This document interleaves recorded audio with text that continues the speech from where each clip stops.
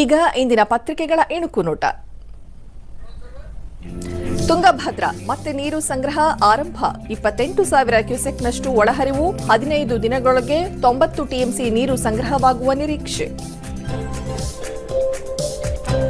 ವೈದ್ಯಕೀಯ ಕೋರ್ಸ್ ಪ್ರವೇಶ ಶುಲ್ಕ ಶೇಕಡ 10 ಹೆಚ್ಚಳಕ್ಕೆ ಸಮ್ಮತಿ. ರಾಜ್ಯ ಸರ್ಕಾರದ ಅನುಮತಿ.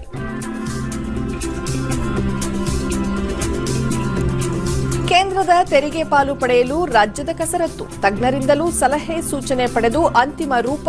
ಸಮರ್ಥ ಪ್ರಸ್ತಾವಕ್ಕೆ ಸಾಲು ಸಾಲು ಸಭೆ. ರಾಜಧಾನಿಯಲ್ಲಿ ವಿಚಿತ್ರ ಹವಾಮಾನ. ಮಳೆಗಾಲದಲ್ಲೂ ವಾಡಿಕೆಗಿಂತ ಹೆಚ್ಚು ತಾಪಮಾನ. ಸಾಂಕ್ರಾಮಿಕ ರೋಗ ಭೀತಿ. ವಿಶ್ವಕಪ್ ವೇಳಾಪಟ್ಟಿ ಬಿಡುಗಡೆ.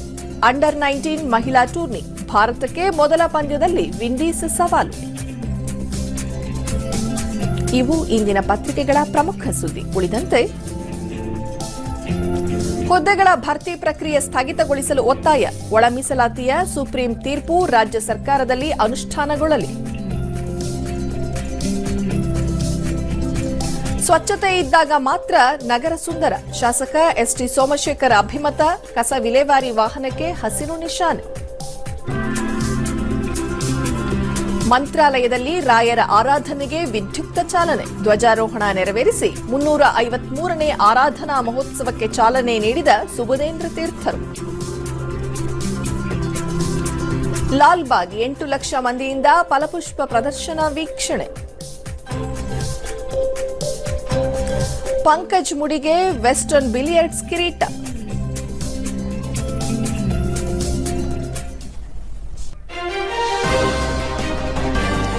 ಮಲೇಷ್ಯಾ ಪ್ರಧಾನಿ ಇಂದಿನಿಂದ ಭಾರತ ಪ್ರವಾಸ. ನಾಳೆ ಪ್ರಧಾನಿಯವರೊಂದಿಗೆ ದ್ವಿಪಕ್ಷೀಯ ಮಾತುಕತೆ.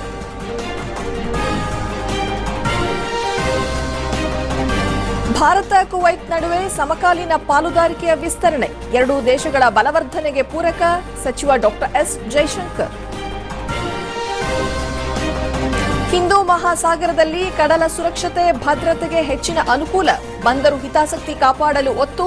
ಸಚಿವ ರಾಜನಾಥ್ ಸಿಂಗ್.